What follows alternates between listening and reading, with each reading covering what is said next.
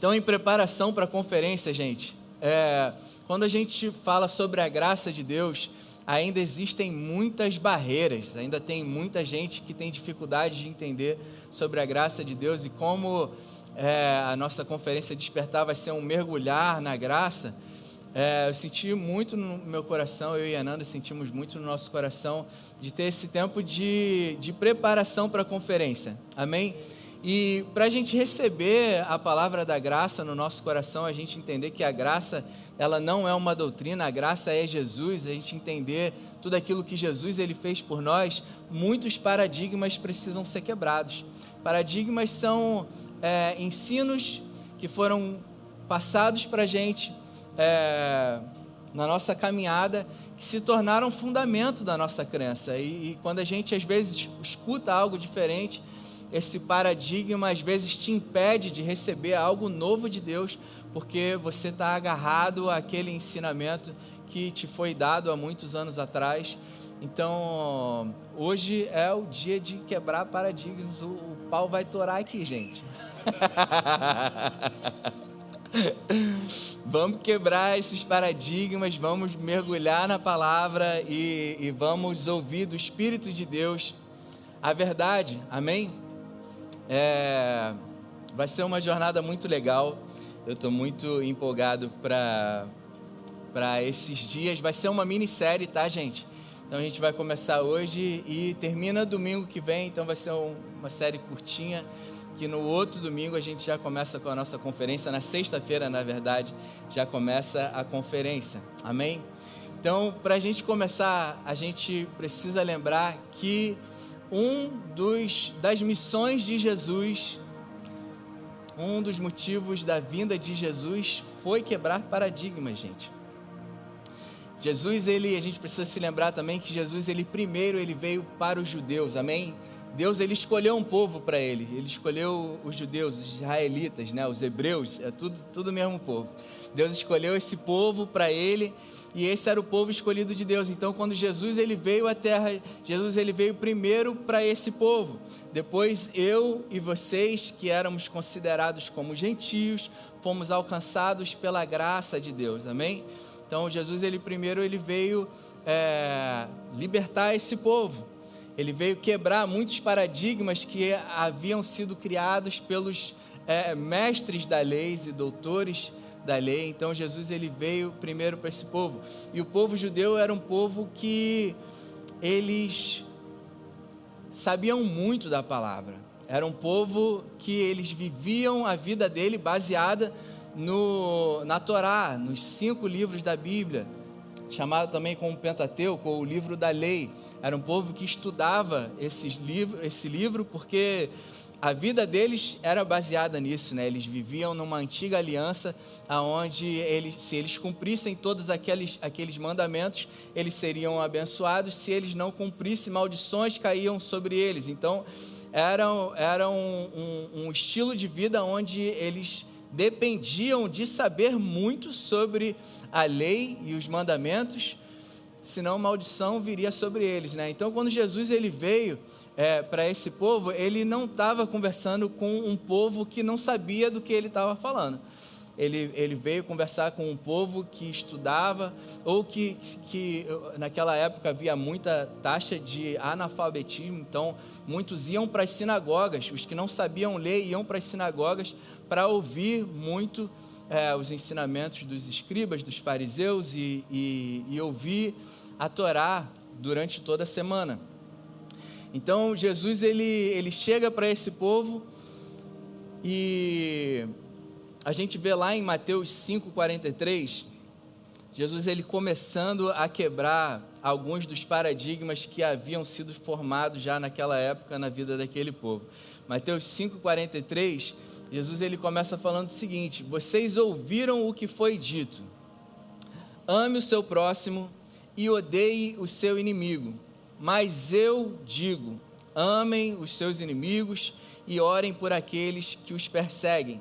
Então, ele já está fazendo uma distinção aqui, ó. Gente, vocês escutam muito a Torá, vocês escutam muito a palavra, vocês são um povo temente a Deus, vocês conhecem a palavra, mas vocês estão ouvindo sobre isso, vocês estão ouvindo, amem o seu próximo e odeiem o seu inimigo, mas eu, Jesus, digo uma coisa a vocês, amem os seus inimigos e orem por aqueles que os perseguem.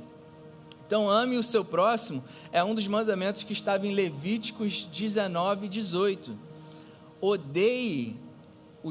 Odiarás o teu inimigo, não está na palavra, gente. Já era algo que o povo daquele tempo estava falando e ensinando sobre aquilo, já era cultural, aquelas pessoas, eles já tinham pego para eles, então eu tenho que amar o meu próximo, mas o meu inimigo a gente pode odiar. Já era algo que já estava dentro deles. Então Jesus veio e falou para eles: olha só, deixa eu esclarecer uma coisa e quebrar esse paradigma que vocês estão vivendo. Vocês estão vivendo debaixo de um paradigma que vocês acham que vocês precisam amar o teu próximo e aqueles que são os teus inimigos que vocês devem odiar. Na verdade, esse não é o coração de Deus, essa não é a justiça de Deus. A justiça de Deus é que você deve amar o seu próximo e aquele teu inimigo você deve orar por ele. Opa, uma quebrada de paradigma. Estou falando isso para mostrar como foi uma das grandes missões de Jesus quebrar um pouco desses paradigmas. Em Mateus 5,38, ele também fala: vocês ouviram o que foi dito, olho por olho e dente por dente, mas eu digo, não resistam ao perverso. Se alguém o ferir na face direita, ofereça-lhe também a outra. A própria lei dizia: aqui se faz, aqui se paga. E aquele povo estava cobrando, meu irmão. Estava cumprindo, nessa parte eles cumpriam direitinho. Tu me fez mal, tu vai ter que pagar pelo aquilo que tu fez. E aí Jesus ele vem falando o seguinte: olha só, vocês ouviram que aqui se faz, aqui se paga. A justiça de Deus bateram na tua face, dá a outra. Olha o que é a justiça de Deus. Por que bateram na tua face, tu tem que dar a outra? Isso é amor expresso, gente.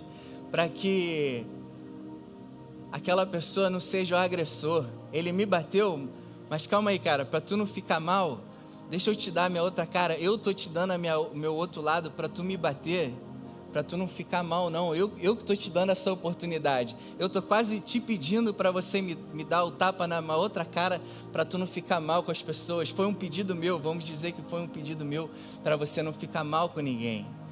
A justiça de Deus é vir para salvar um povo que merecia a morte eterna.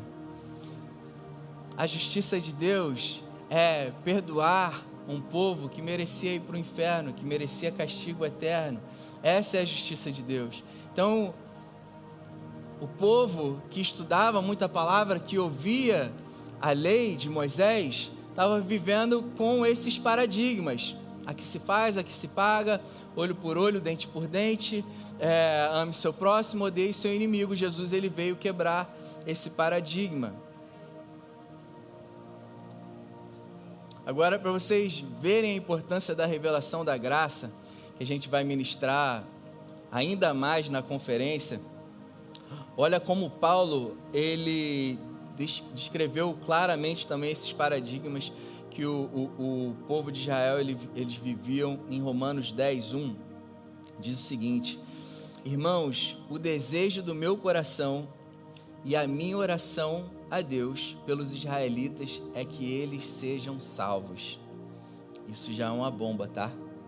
Isso já é uma bomba, porque estamos falando do povo escolhido de Deus. Um povo que era temente a Deus, um povo que lia e estudava a palavra e tentava viver a sua vida cumprindo os mandamentos.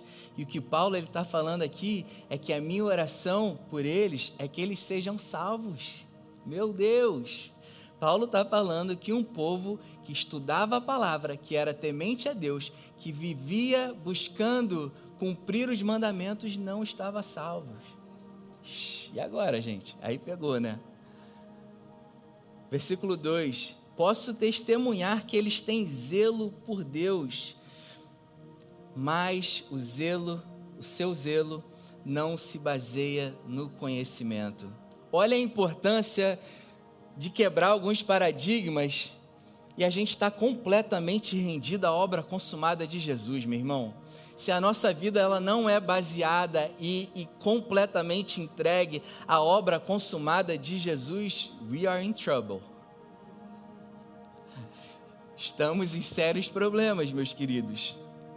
E ele continua no versículo 3, portanto, ignorando a justiça que vem de Deus e procurando estabelecer a sua própria justiça, não se submeteram à justiça de Deus. Meu Deus! O que Paulo está falando aqui é que o povo judeu, eles rejeitaram a justiça de Deus, que era, você merecia morte eterna. Não, está aqui meu filho, para morrer por você, e todos os seus pecados são perdoados agora, se você crê em Jesus. Qual é a justiça de Deus? Se você crê que Jesus é o Filho de Deus, que morreu pelos seus pecados, você está perdoado. O que é rejeitar a justiça de Deus? Falar, não, eu preciso fazer por merecer.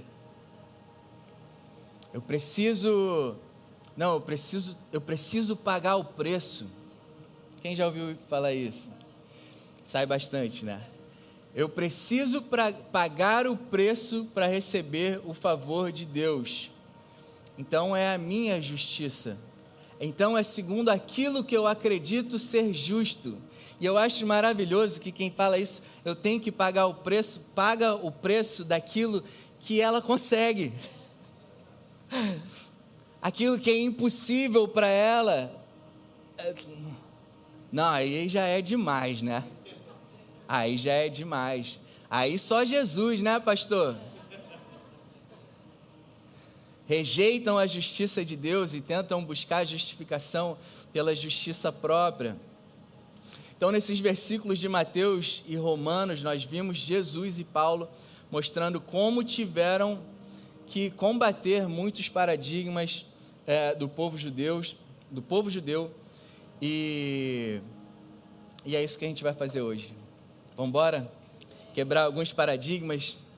Hoje a gente vai quebrar alguns paradigmas. Eu selecionei 5 paradigmas, gente, para a gente falar hoje e no domingo que vem. Porém, o primeiro paradigma é a base dos outros 4. Então, hoje a gente vai falar pelo primeiro. Vamos nos aprofundar no primeiro, para a gente entender bem esse fundamento, para a gente continuar falando mais dos próximos. Então, os 5 paradigmas que nós vamos falar, o primeiro é sobre perdão pleno dos nossos pecados. Se não temos a revelação clara de que fomos plenamente perdoados de todos os nossos pecados, passados, presentes e futuros, o quê? Futuros também. Se a gente não entender que fomos plenamente perdoados de todos, a gente não vai entender a graça de Deus, a gente não vai entender nada, a gente nunca vai conseguir viver a plenitude do nosso relacionamento com Jesus e viver a vida que Ele tem para a gente, se a gente não entender, se a gente não tiver como base o perdão pleno dos nossos pecados. É sobre isso que a gente vai falar hoje, mas os próximos paradigmas que a gente vai falar na semana que vem é sobre perda de salvação. Muita gente acha que encontrou a salvação e acha que pode perder. A salvação te foi dada. Tu não achou? Achei. Meu filho, quando está procurando alguma coisa, ele grita todo feliz, achei. A gente não achou a salvação ela nos foi dada. Amém? Então, se a gente não tem a convicção e se a gente não tem a revelação plena de que nós fomos plenamente perdoados, se eu não sei que eu fui plenamente perdoado, então eu acho que, caramba, se hoje eu acho que eu não fui perdoado, Jesus volta hoje, já era para mim, né? Então, se eu não tenho a revelação do perdão pleno de Deus, eu vivo com medo. Se Jesus chegar, então agora eu posso morrer? O terceiro paradigma é sobre não dar frutos. Quem não dá frutos é cortado. Quem já ouviu falar isso? Uma vez eu tenho um amigo muito querido, que era um amigo maconheiraço, nós éramos parceiros da erva, muito amigos. Eu me converti primeiro, o menino entrou em depressão e me ligou e, cara, fui na casa dele, conversei com ele, ministrei, o menino entregou a vida a Jesus, só que ele morava muito longe da Nova e tinha uma igrejinha que ficava perto da casa dele que ele começou a ir. E ele empolgadão, cara, coração rendido a Jesus, grato a Jesus, vivendo assim, uma revolução na vida dele. Chegou lá no culto e era culto sobre dar frutos. Se você não dá fruto, Deus vai te cortar e te tacar no fogo. Ele me ligou desesperado. Meu irmão, pelo amor de Deus, me diz que Jesus não vai voltar amanhã, porque eu preciso de tempo para dar fruto. Eu falei, calma, cara. Muitos paradigmas são criados em cima dessa palavra. Se você não der fruto, você é cortado e jogado no fogo. Então, semana que vem a gente vai falar sobre isso também. O quarto ponto sobre santidade. Muita gente acredita ainda que santidade é algo que a gente conquista a santidade.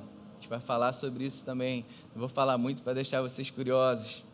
E o quinto ponto é sobre a Santa Ceia. Amém, gente? Então a gente vai mergulhar nesses temas, quebrando muitos paradigmas, e a forma da gente quebrar esses paradigmas vai ser indo justamente nos versículos que são usados como base para criar esses paradigmas. Amém? Muitas doutrinas, gente, a gente que teve a revelação do amor de Deus, nós que fomos salvos pela graça, entendemos que fomos salvos pela graça, a gente escuta algumas doutrinas, na hora a gente entende que aquilo não vem da parte de Deus. Mas deixa eu te falar que muitas doutrinas são criadas com base bíblica.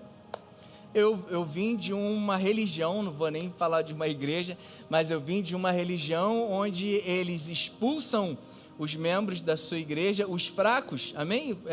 Pecador é fraco, irmão. Pecadores são os fracos. Aqueles que são fracos, eles expulsam da igreja com fundamento bíblico. Tem um versículo em 1 Coríntios 5, que Paulo fala de um cara que estava tendo relação com a mulher do pai dele. Paulo fala, o que vocês estão fazendo com esse arrogante ainda no meio de vocês? Bota esse cara para fora de vocês, para fora do meio de vocês, para que a alma dele, para que o corpo dele morra, mas que a alma seja salva. Eles não fazem nem distinção daquilo que Paulo está falando, cara. Simplesmente pegam, bota esse arrogante para fora do meio de vocês, até o discernimento de entender o que aquele cara estava aprontando ali, para eles falarem, tira esse arrogante do meio de vocês. Era um cara que provavelmente estava falando, meu irmão, tô na graça, é isso mesmo, não tô nem aí, tá falando aí, eu vou fazer isso mesmo. É uma pessoa arrogante, é uma pessoa que, cara, não estava em pecado, tinha consciência da sua fraqueza e que estava ali buscando melhorar. Era uma pessoa que tinha consciência que estava fazendo errado e estava orgulhoso do que estava fazendo. Por isso Paulo fala, cara, tira esse orgulhoso do meio de vocês, entrega ele a Satanás para que o corpo dele morra, mas a alma seja salva. Paulo está falando que mesmo o cara cometendo uma atrocidade, que pelo amor de Deus, o cara estava se relacionando com a esposa do pai, cara, misericórdia. Paulo está falando que esse cara que estava fazendo isso, entrega o corpo dele a Satanás para que o corpo dele seja morto, mas que a alma seja salva. Meu irmão, a fé, a salvação é pela fé no sacrifício de Jesus, não é por aquilo que a gente faz, amém? Então, a gente vai falar sobre isso, vai ser muito legal. Então, para a gente começar, primeiro paradigma sobre o perdão pleno de pecados. Perdão pleno de pecados. Vamos quebrar esses paradigmas. Para a gente começar a entender bem a palavra, a gente precisa de princípios de estudo da palavra. Amém? Primeiro princípio de estudo da palavra: a gente não pode pegar um versículo e confrontar com outro. Uma pessoa te fala, tu crê nisso? Mas olha só, tem esse versículo que fala o contrário. Quem já passou por isso? Cara, eu já passei muito por isso. Estou conversando com alguém sobre alguma coisa que eu li com base na palavra, a pessoa vem, tu está falando isso, mas tem esse outro versículo que fala o contrário do que tu está falando. Isso daí são crentes declarando ao mundo que a Bíblia é contraditória. A gente de forma alguma pode fazer isso. Se a gente encontra um texto que aparentemente está em confronto com o outro, a gente precisa entender o contexto, amém? A Bíblia ela não se contradiz, de forma alguma ela se contradiz, a Bíblia ela se completa e ela se responde. Aquilo que você tem dúvida sobre algo que você leu em algum lugar, cara, tu continua lendo, pesquisando e se aprofundando no contexto, para quem que aquilo foi dito, em que tempo, o que estava acontecendo ali, aquilo foi antes ou depois de Jesus? Isso é uma pergunta-chave, cara. Tu lê algo na palavra que não está condizendo com aquilo que aconteceu na cruz de Jesus, a primeira pergunta é, calma aí, isso foi antes ou depois do sacrifício de Jesus? Isso já vai te esclarecer muita coisa. E uma outra coisa que a gente precisa entender, que não é porque os 4 evangelhos estão no Novo Testamento, que desde Mateus 1 ali a gente já está vendo nova aliança. Não. O início dos 4 evangelhos contam a vinda de Jesus, cumprindo a lei de Moisés, libertando o povo judeu da escravidão da lei, da condenação da lei, da maldição da lei, morrendo no final dos evangelhos, começando no final dos evangelhos, depois da morte e ressurreição, o início da nova aliança. Amém, gente? Não é porque os 4 evangelhos estão no Novo Testamento que ali já começa a nova aliança. A nova aliança começa na morte e ressurreição de Jesus, amém? Então esses são princípios básicos que a gente precisa entender para a gente poder começar esse início de quebra de paradigmas, amém? Fez sentido isso para vocês? Amém? Então, quero compartilhar sobre perdão pleno de pecados. Eu trouxe 3 versículos que causam muita confusão para quem escuta e quero te convidar até a fazer algumas anotações, porque, gente, tudo aquilo que a gente crê, a gente vive num mundo, principalmente o mundo gospel, onde muitas pessoas, elas foram acostumadas a ouvir essas doutrinas com base na justiça humana, doutrinas com base na lógica humana, e aquilo que a gente prega aqui, aquilo que a gente crê, não entra na lógica humana. Não faz sentido, segundo a lógica humana, um homem dar seu filho para morrer por outro. Isso não faz sentido na lógica humana. E muitos querem interpretar a Bíblia segundo a lógica humana, e por isso que aquilo que a gente crê e prega não entra na cabeça de muita gente. Então eu te aconselho a anotar, fazer as anotações, porque isso vai te servir de base no momento que você pode ser confrontado segundo aquilo que você crê, para você ter fundamento para explicar aquilo que está sendo revelado no teu coração, amém? Então, o primeiro versículo que a gente vai ler está lá em Mateus 6, 14 e 15, que são as palavras do próprio Jesus, que ele fala: pois se perdoarem as ofensas uns dos outros, o Pai Celestial também perdoará vocês. Mas se não perdoarem uns aos outros, o Pai Celestial não perdoará as ofensas de vocês. Se você lê isso sem contexto, sem fazer as perguntas que a gente acabou de falar, na hora, cara, tu vai pirar. Meu Deus, quem que eu não perdoei ainda, que eu preciso perdoar para Deus me perdoar? O rei acabou de ler isso agora. Caramba, será que eu deixei de perdoar alguém? Aí tu vai lá, 2015, na aula da tia Cotinha, que o menino colou chiclete no teu cabelo, e tu passou anos da tua vida sem perdoar o cara, e agora está desesperado porque tu leu na palavra, está na palavra de Deus. Rei, está na palavra de Deus. Se eu não perdoar o fulaninho que colou chiclete no meu cabelo, Deus não me perdoou. E aí são os paradigmas que começam a ser criados na nossa cabeça, e a gente começa a viver nessa paranoia, sem ter certeza, sem a revelação plena e a convicção e a certeza de que fomos plenamente perdoados. Começam a colocar muitas condicionais em cima do perdão pleno que nós já recebemos em Jesus Cristo. Amém? Então, a primeira pergunta, a pergunta do milhão para responder é esse versículo sobre perdão condicional. Você precisa perdoar para ser perdoado. Antes ou depois do sacrifício, gente? Só a Nanda que respondeu. Isso daqui foi antes do sacrifício de Jesus, amém, gente? Então, olha só. Antes do sacrifício de Jesus, toda a humanidade tinha uma dívida. Dívida de morte, amém? O povo judeu, eles pagavam as suas dívidas com sacrifícios. Você cometeu determinado pecado, você tem que matar certo animal, você tem que levar esse animal para o sacerdote vai olhar o animal, e ele vai matar o animal para pagar o seu pecado, amém? Com relação a perdão, na antiga aliança, como o povo estava em dívida, para eles serem perdoados, eles tinham que perdoar o próximo, amém? Jesus veio e essa dívida foi paga. That's the gospel. Cadê a Sofia?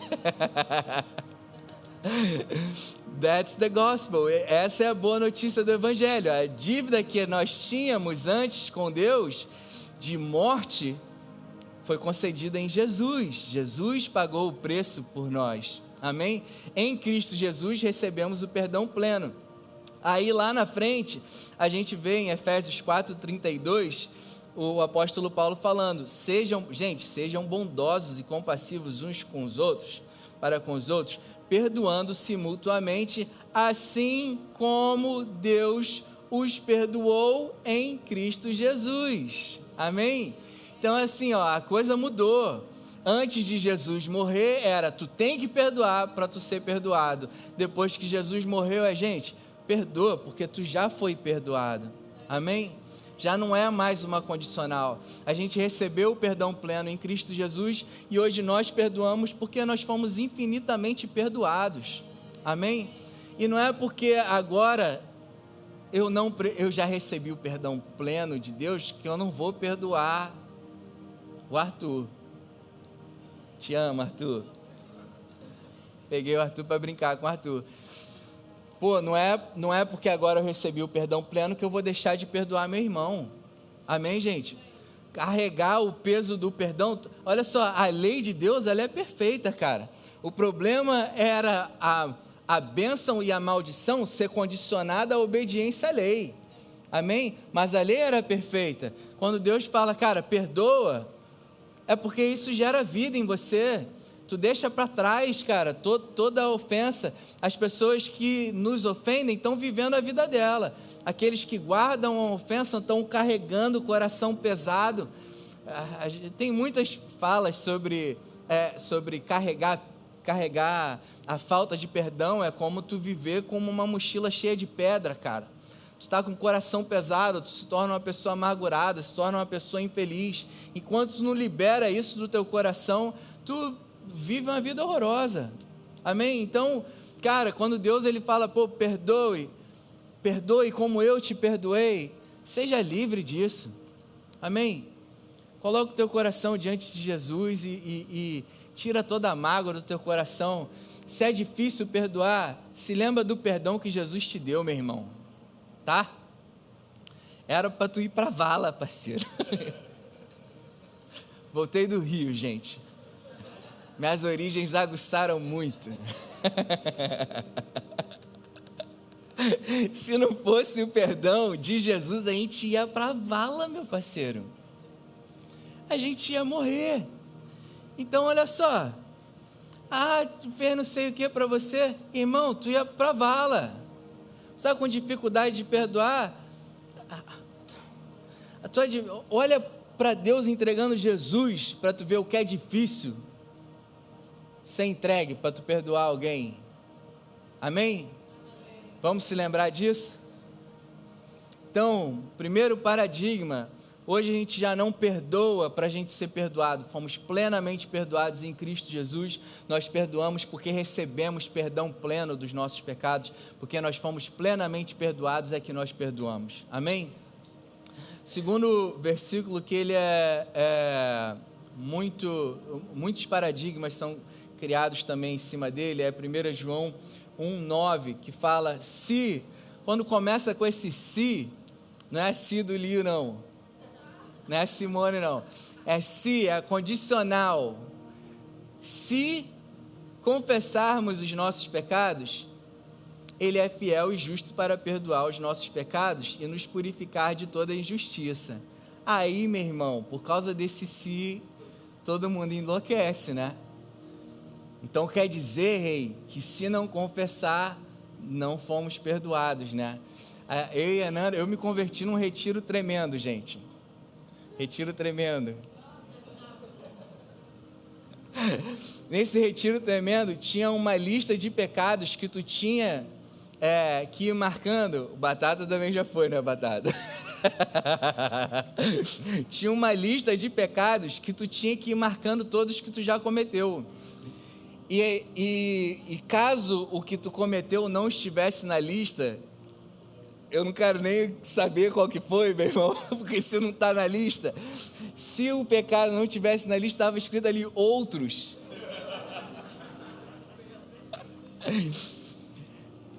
Cara, olha só, e o plano era, marca todos os teus pecados aqui, porque a gente vai pegar esse papelzinho. Os caras acendiam uma fogueira, e aí no final da ministração ia todo mundo com seu papelzinho e jogava na fogueira todos aqueles pecados. Meu irmão, tu já parou para imaginar que os caras acreditam que os pecados são perdoados ali na fogueira? Oh Deus!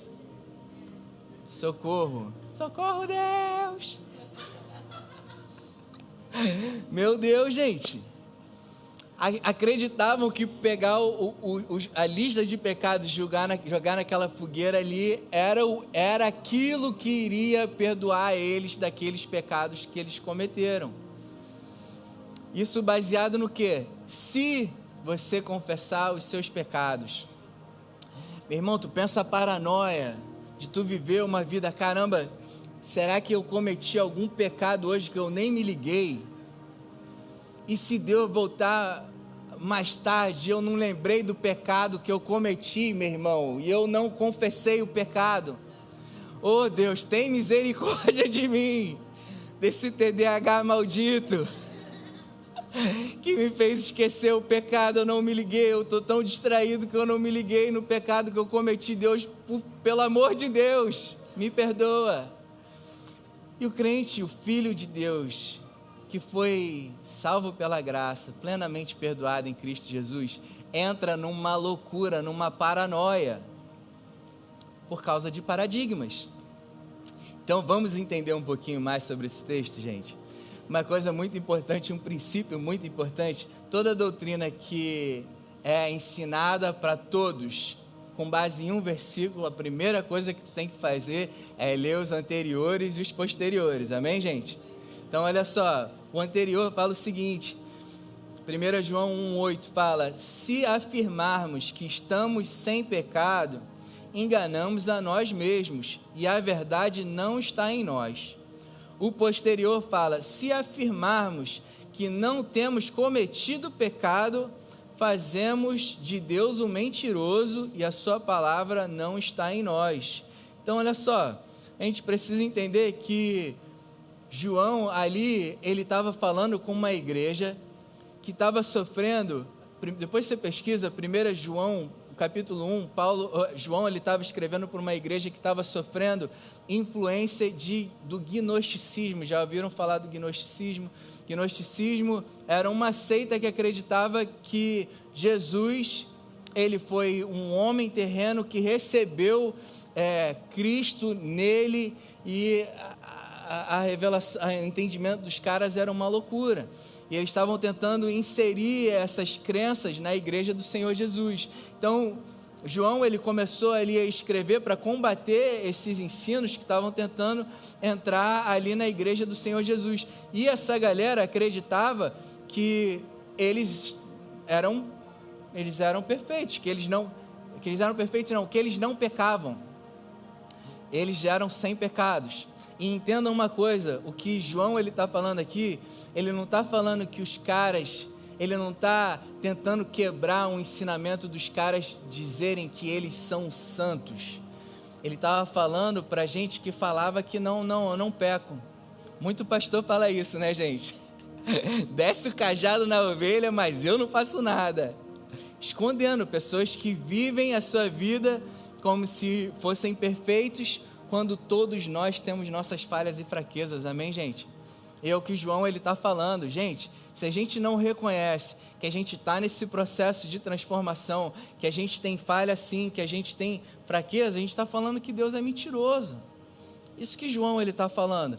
João estava escrevendo para um povo que estava tentando colocar minhoca na cabeça dos filhos de Deus, em acreditar coisas que iam influenciar a vida deles com Deus. Então, o primeiro princípio que a gente precisa entender é esse, para quem que João estava escrevendo, o que eles estavam vivendo, qual a influência que eles estavam vivendo naquele tempo, para a gente entender o porquê que João estava escrevendo daquele jeito que ele estava escrevendo, amém? Só que aí lá na frente, a gente já vê, no capítulo 2, João escrevendo o seguinte: meus filhinhos, escreva vocês essas coisas para que vocês não pequem. Se, porém, alguém pecar, temos um intercessor junto ao Pai, Jesus Cristo, o justo. Então, olha só, ele começa quebrando essas doutrinas que estavam tentando inserir na igreja do Senhor Jesus, naquela igreja específica. Depois que ele quebra essas doutrinas, ele vem falando: filhinhos, eu falo para vocês, para que vocês não pequem, mas caso vocês venham a pecar, saibam que vocês têm Jesus Cristo, Filho de Deus, nosso intercessor, que está lá intercedendo por nós, amém? Então a gente precisa entender isso também. João, ele não diz, se alguém pecar, deve confessar o seu pecado para ter um advogado. Ele não fala isso, ele fala, se você pecar, temos um advogado. O fundamento do perdão não é a confissão, o fundamento do perdão é Jesus, amém? O fundamento do perdão não é a confissão dos nossos pecados, o fundamento do perdão é Jesus. O que nós, povo da nova aliança, que fomos plenamente perdoados, qual é o nosso estilo de vida, gente? A gente não vive uma vida de engano, amém, gente? A gente sabe exatamente quais são as nossas fraquezas, a gente sabe quais são os pecados que a gente tem cometido, e o que Deus ele espera da gente é um coração sincero de filho, que chega para o pai e fala, eu sei da minha fraqueza, pai, e eu preciso da tua ajuda. Eu entendo o quanto que isso está me fazendo mal e eu sei que essa não é a vida que você tem para mim. O que Deus espera da gente? Filhos maduros, que não são filhos. Quantas vezes eu já fiz isso, gente? Fui chamado, você que está em pecado, vem aqui na frente botar a cara no pó, se humilha para Jesus te perdoar. Só eu que botei a cara no pó? Sofia está levantando a mão lá também, lá atrás, na cruz. Batata também, né, Batata? Já botou muito, até com a barba branca. De tanta cara, de tanta cara no pó que colocou. Gente, Deus, ele não quer drama, amém? E quando eu falo drama, eu falo com muito respeito, gente, porque tem coisas que a gente comete na vida que dá vontade de chorar, de arrependimento e tristeza mesmo, amém? Não tô diminuindo a dor do erro, em nome de Jesus. Falo com muito respeito, mas, cara, se a gente se deixar levar por paradigmas de que você tem que confessar, você tem que vir, colocar a cara no pó, você tem que confessar para você receber o perdão de Deus, a gente se torna bebês espirituais, cara. Seremos eternos bebês espirituais, que comete pecados conscientes e aí vai chorando para Deus, para ver se Deus perdoa, porque eu estou chorando, cara. Bebê espiritual, amém? Aqui na Nova somos crentes maduros, amém, gente? Que entendemos que a gente tem nossas fraquezas, temos as nossas falhas, estamos num processo de transformação. Deus, ele está agindo no nosso interior, é sobre a gente abrir o nosso coração para Deus fazer a obra dele no nosso interior, amém? E quando a gente erra, a gente vem com o coração sincero diante do nosso Deus, A nossa confissão é: Pai, eu errei. Eu te agradeço porque eu sei que em Cristo Jesus eu fui plenamente perdoado, Pai. Meu Deus, eu te agradeço porque eu sei que mesmo com esse erro que eu cometi, você não virou as costas para mim. Meu Deus, eu te agradeço porque eu sei que mesmo com esse erro que eu cometi, você ainda habita em mim. Você continua me amando, você é a minha força, você é a minha fonte de vida, e é em você que eu tenho forças para parar de fazer o que eu tenho feito de errado e me tornar uma pessoa melhor. Amém? Crentes maduros que sabem o poder da obra consumada de Jesus e o perdão pleno que recebemos no sacrifício dele. Amém? Esses são os crentes da Nova Church. Aleluia. Amém, gente? Em nome de Jesus, o pecado é destrutível, gente. Amém? Quando a gente fala sobre perdão pleno de pecados, a gente não está falando, vamos viver a vida louca, que tá tranquilo. Não, tá? Cara, o pecado, ele mata, ele acaba com a nossa vida. Seja da forma que você classifique, como pecadão ou pecadinho, seja uma mentirinha ou você roubar alguém, tudo tem consequência. E tudo rouba a tua vida, não no sentido de te matar, mas rouba a tua vida plena. Amém? A gente sabe o que a gente faz de errado, a gente sabe o que está errado na nossa vida, a gente tem o Espírito de Deus revelando a nós que nós não somos mais aquilo que a gente fazia no passado, cara. Amém? Acusador é o diabo acusa, o Espírito de Deus revela quem nós somos. Se a gente mentia, o Espírito de Deus revela: cara, tu não é um mentiroso, tu é justo, você é justiça de Deus, tu é um filho amado, você é filho do Deus Altíssimo, você tem o caráter, reizinho, você tem o caráter de Cristo, você não precisa mais ser assim. Esse é o teu antigo eu, isso daí morreu, isso ficou para trás, meu irmão. Deus tem uma vida nova para você, vamos viver essa vida juntos, amém? Essa é a obra do Espírito de Deus no nosso interior. Amém, gente? Nós temos plena consciência, sim.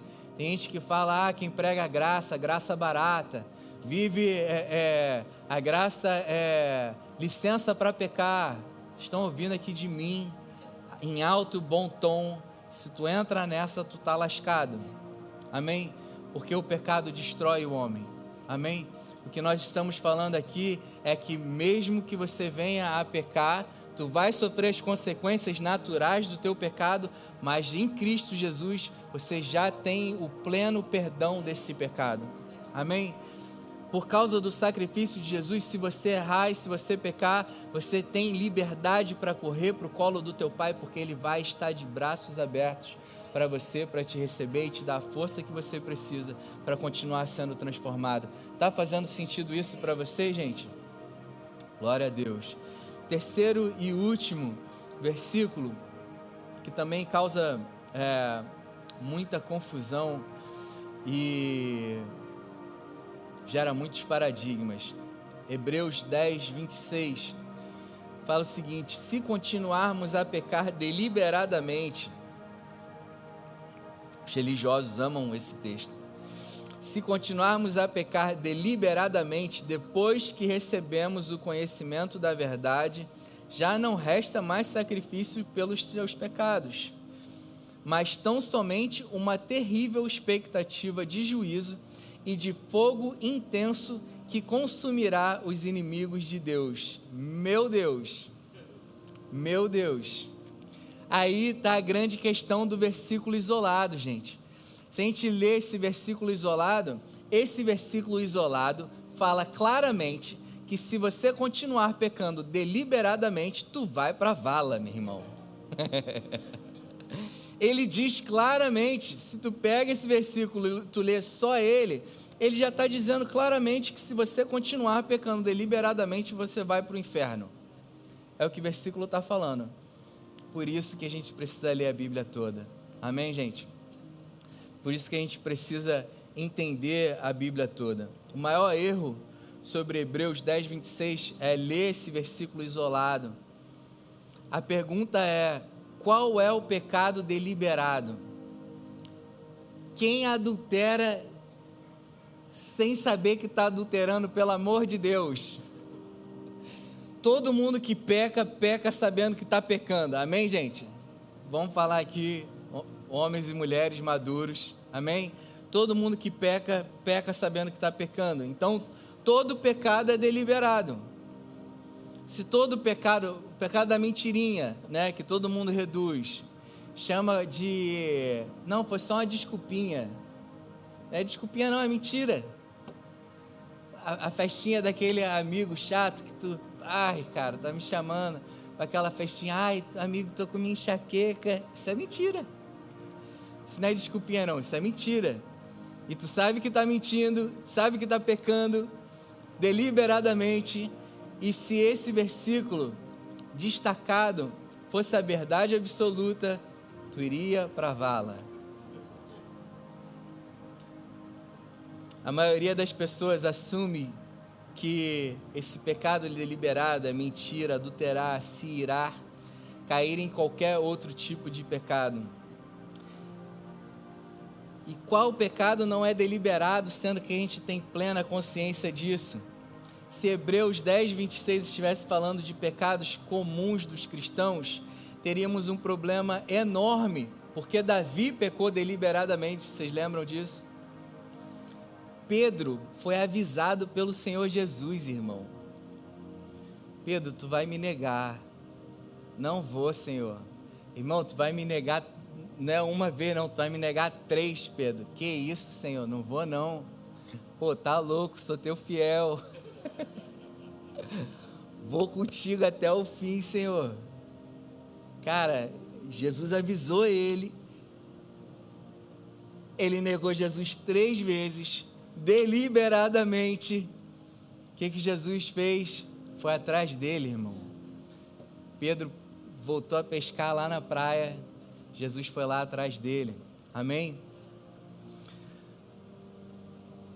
Por isso é tão importante nós sabermos do contexto e não usarmos versículos destacados.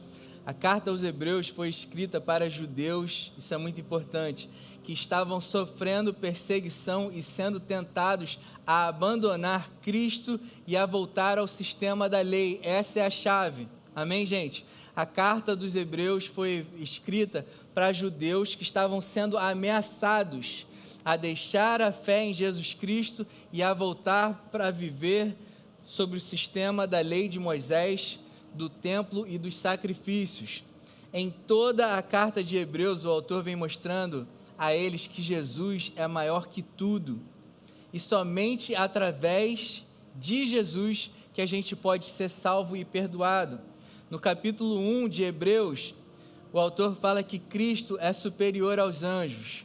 No capítulo 3, o autor fala que Cristo é superior a Moisés. No capítulo 4, fala que Jesus é superior ao sacrifício levítico. No capítulo 9, ele fala que Cristo ofereceu um sacrifício perfeito. E no próprio capítulo 10, onde está esse versículo, o autor fala que Cristo ofereceu um sacrifício único e suficiente. Eu destaquei 5 versículos nesse capítulo 10 de Hebreus, que mostram claramente que o autor afirma que Cristo ofereceu um único sacrifício.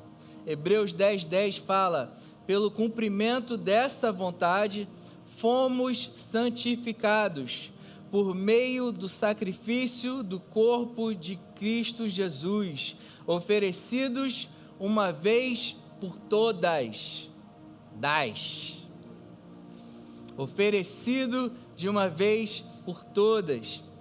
Versículo 12 de Hebreus 10. Mas quando esse sacerdote, Jesus, acabou de oferecer para sempre um único sacrifício pelos pecados, assentou-se à direita de Deus. Versículo 14. Porque por meio de um único sacrifício, ele aperfeiçoou para sempre os que estão sendo santificados. Versículo 17. E acrescenta: dos seus pecados e das suas iniquidades eu jamais me lembrarei. Versículo 18: onde esses pecados foram perdoados, não há mais necessidade de sacrifícios por eles. Então vamos pensar juntos aqui. Eu escrevi uma frase para a gente ver se isso faz sentido.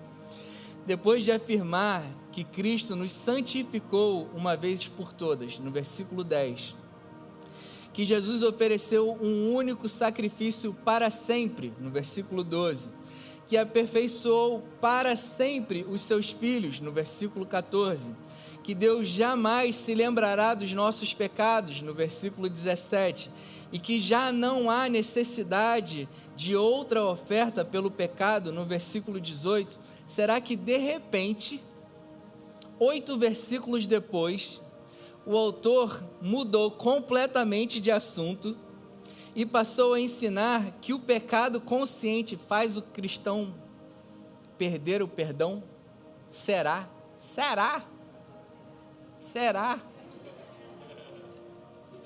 Ou será que ele continua falando sobre rejeitar o único sacrifício que é capaz de salvar? O que será?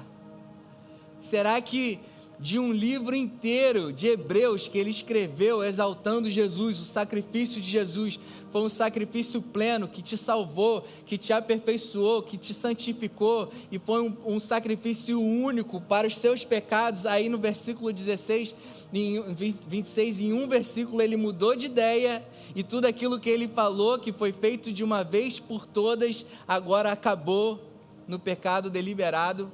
Será?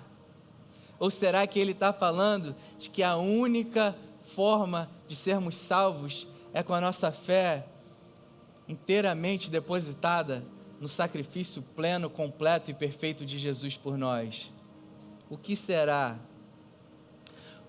O pecado é rejeitado conscientemente. O pecado é rejeitar conscientemente o único sacrifício que Deus providenciou. Esse é o pecado que é imperdoável. É rejeitar o único sacrifício que é capaz de te perdoar. Se você recebeu o conhecimento da verdade, de que Cristo é o único que é capaz de perdoar os teus pecados e te salvar, e você rejeitar conscientemente esse sacrifício, já não há mais salvação para você. Esse é o pecado que não tem plano B, meu irmão. Essa é a única forma, o sacrifício de Jesus é a única forma de termos os nossos pecados plenamente perdoados e sermos plenamente salvos, é mediante o sacrifício de Jesus. E se um ser humano, de forma deliberada, rejeita essa única forma de sermos perdoados e salvos, já não há mais perdão para essa pessoa. Faz sentido isso, gente? Porque se o sacrifício de Jesus não serve, não existe plano B. Não existe um segundo Messias, nem nunca vai existir um segundo Messias que virá morrer por nós. Não vai existir um segundo Calvário, não vai existir outro Cordeiro. Hebreus 10, 26 não diminui a obra da cruz, dizendo que Jesus morreu por você, mas se você cometeu um pecado deliberado, você não está mais perdoado. Hebreus 10, 26 não diminui o poder da cruz. Na verdade, ela exalta a obra da cruz. O autor ele não está dizendo que seu pecado é maior que o sangue de Jesus. Ele está dizendo que o sangue de Jesus é o único sacrifício capaz de te salvar. Portanto, rejeitar esse sacrifício é ficar sem qualquer outro meio de salvação. Hebreus 10, 26 não é uma ameaça contra o crente que tropeçou, é uma advertência contra quem rejeita conscientemente o único sacrifício que pode te salvar. Jesus ele foi crucificado há cerca de 2000 anos atrás. Na cruz ele perdoou o pecado da humanidade, quando a gente não tinha nem nascido. Então, nossos pecados futuros já foram perdoados em Cristo Jesus, porque ali ele liberou o perdão pleno dos nossos pecados antes mesmo da gente nascer. Meu irmão, tu não tinha nem roubado escondido o brinquedo do teu amigo. E aquele pecado já tinha sido perdoado quando tu era uma criancinha. Tem uma história da Nanda engraçada.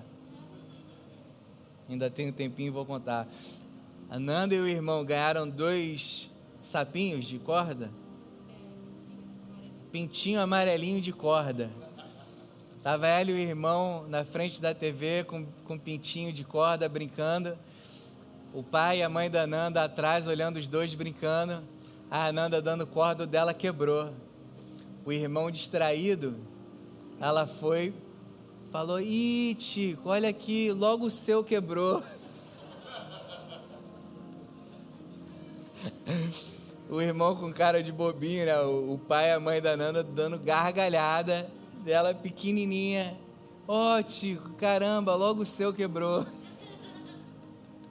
Ali, ó, mentindo pro irmão. Glória a Deus que esse pecado já tinha sido perdoado em Cristo Jesus, né, meu amor? Aleluia, glória a Deus por isso, cara. O pecado que você cometeu ontem, ele já foi perdoado. Posso ouvir um glória a Deus por isso?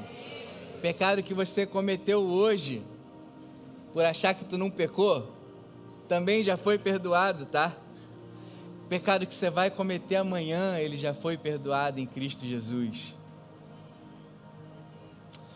Aí vem aquela clássica pergunta: mas Rei, falar isso não pode levar as pessoas a pecarem mais?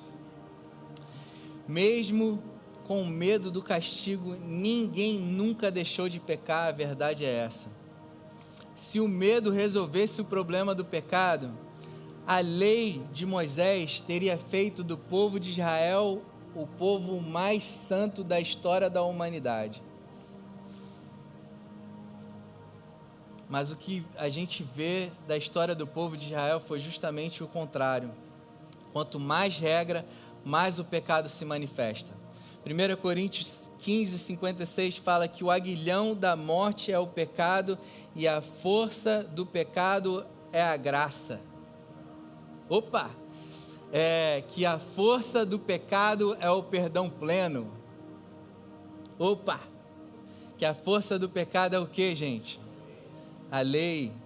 Romanos 7, 8 fala: mas o pecado, aproveitando a oportunidade dada pelo mandamento, a oportunidade dada pela graça de Deus, a oportunidade dada pelo perdão pleno, a oportunidade dada pelo mandamento, produziu em mim todo tipo de desejo cobiçoso, pois sem a lei o pecado está morto.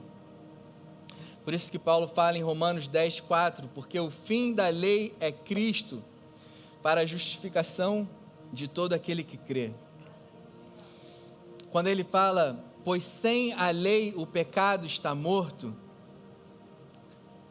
depois que ele fala, porque o fim da lei é Cristo, o que Paulo está falando é, a lei que te fazia pecador, que te condenava, foi anulada em Cristo Jesus. Ele cumpriu a lei, estabeleceu a nova aliança no sacrifício, na ressurreição dele. Essa antiga lei, ela foi retirada. Cristo, ele é o fim da lei, e ele fala no versículo anterior que aonde não há lei, o pecado está morto. Por isso recebemos o perdão pleno em Cristo Jesus. Amém, gente? Aleluia. Romanos 8:1 fala, portanto agora já não há condenação para os que estão em Cristo Jesus. Quem é que está em Cristo Jesus?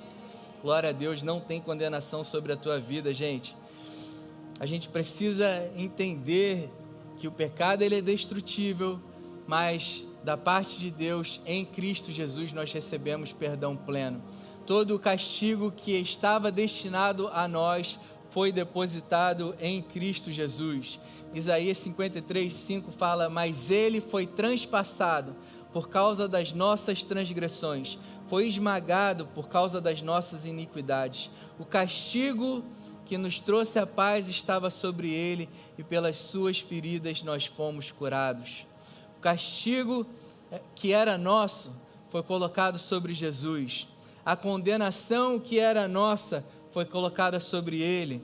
A culpa que era nossa foi colocada sobre Jesus. A ira que deveria cair sobre nós, caiu sobre Jesus. Isaías 53:6 fala: o Senhor fez cair sobre ele a iniquidade de todos. Não só de alguns, de todos. Não para parte dos pecados, mas toda a iniquidade. 2 Coríntios 5:21, Deus tornou pecado por nós, aquele que não tinha pecado, para que nele nos tornássemos justiça de Deus. Aleluia. Jesus, ele recebeu o que a gente deveria receber, e nós recebemos o que ele tinha. Ele recebeu pecado, nós recebemos justiça.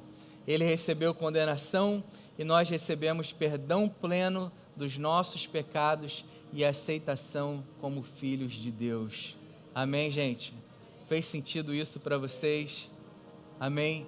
Vamos guardar, ouvir essa palavra de novo, porque essa palavra precisa ser o fundamento, a gente precisa ter isso gravado no nosso coração, para que não venham com paradigmas sobre as nossas vidas e nos façam cair de novo num sistema de condenação.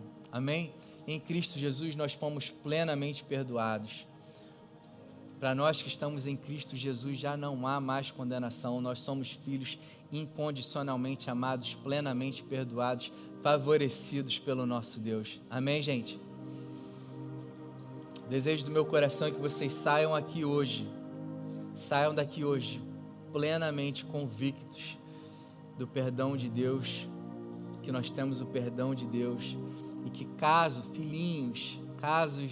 a gente venha a pecar, a gente saiba que a gente tem Jesus, nosso Salvador, intercedendo por nós. Amém, gente?